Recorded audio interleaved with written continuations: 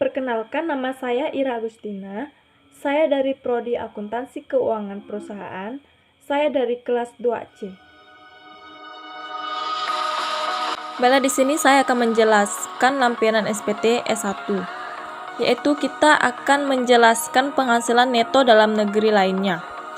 Di dalam lampiran SPT, penghasilan neto dalam negeri lainnya,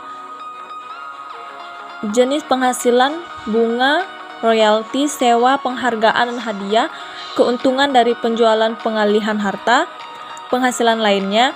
Di sini jumlah penghasilan tidak ada, jadi saya mengisi angka 0 karena tidak ada hasil di dalam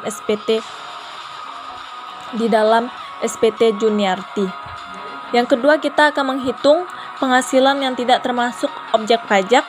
Di dalam penghasilan objek pajak di sini, yaitu jenis penghasilannya itu yang pertama bantuan, sumbangan atau hibah, kedua warisan, ketiga bagian laba anggota perseroan komanditer tidak atas saham persekutuan perkumpulan firman kongsi, keempat klaim asuransi kesehatan, kecelakaan jiwa, dwiguna, beasiswa, kelima beasiswa dalam negeri, keenam penghasilan lainnya yang tidak termasuk objek pajak. Nah, di sini jumlah penghasilannya tidak ada juga, jadi saya mengisi semuanya 0 ya. Karena tidak ada hasil di dalam penghasilan yang tidak termasuk objek pajak. Nah, ketiga, menghitung daftar pemotongan pemungutan PPh oleh pihak lain dan PPh yang ditanggung pemerintah. Nama pemotongan pemungut pajak yaitu Kebudayaan Sambas. Ini adalah diambil dari SPT Juniarti. Bukti pemotongan pemungutan nomor 6 tanggal 31. Jenis pajak PPh pasal 21 2009. Jumlah PPh yang dipotong atau dipungut yaitu 852.391.000.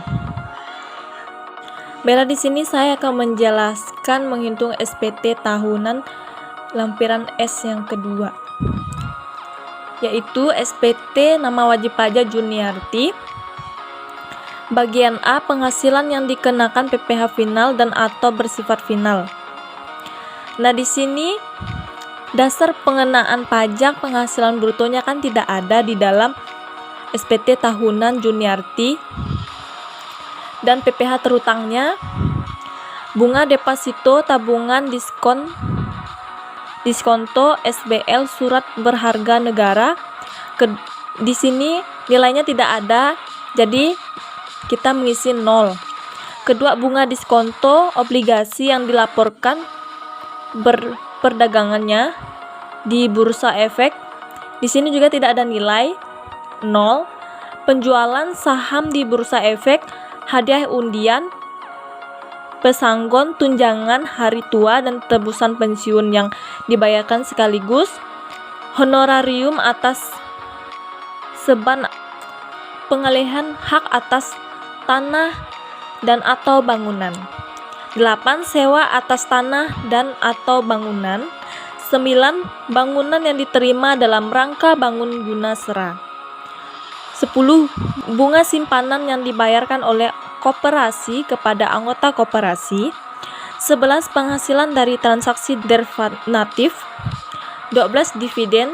13. Penghasilan istri dari satu pemberi kerja. 14. Penghasilan lain yang dikenakan pajak final dan atau bersifat final. Di sini PPh terutangnya tidak ada di dalam SPT tahunan wajib pajak Juniarti. Jadi di sini jikalau tidak ada nilai berarti kita mengisi 0 semua.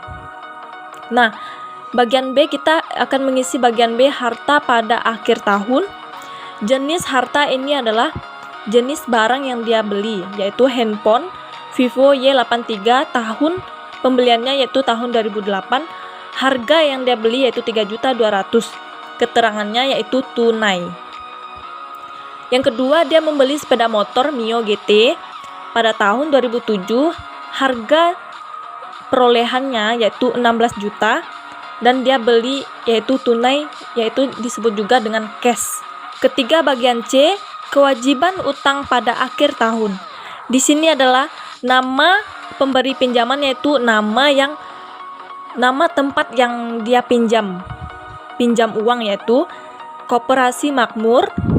Alamat pemberi pinjaman di sini tidak ada, jadi tidak perlu diisi. Tahun peminjaman yaitu tahun 2006. Jumlah yang dia pinjam yaitu 50 juta rupiah. Yang bagian D, daftar susunan anggota keluarga. Di sini dia mempunyai 3 tanggungan, jadi saya mengisi 3 tanggungan yaitu anaknya, yaitu pertama Lindi, kedua Alia, ketiga Dita. Tanggal lahir saya mengisi 15 Januari tahun 1998 dan 7 Oktober 2001, 10 Mei 2005. Hubungan keluarga yaitu anak. Pekerjaan yaitu pelajar, karena di sini anaknya masih belum ada bekerja, jadi di sini mengisi pekerjaannya yaitu pelajar.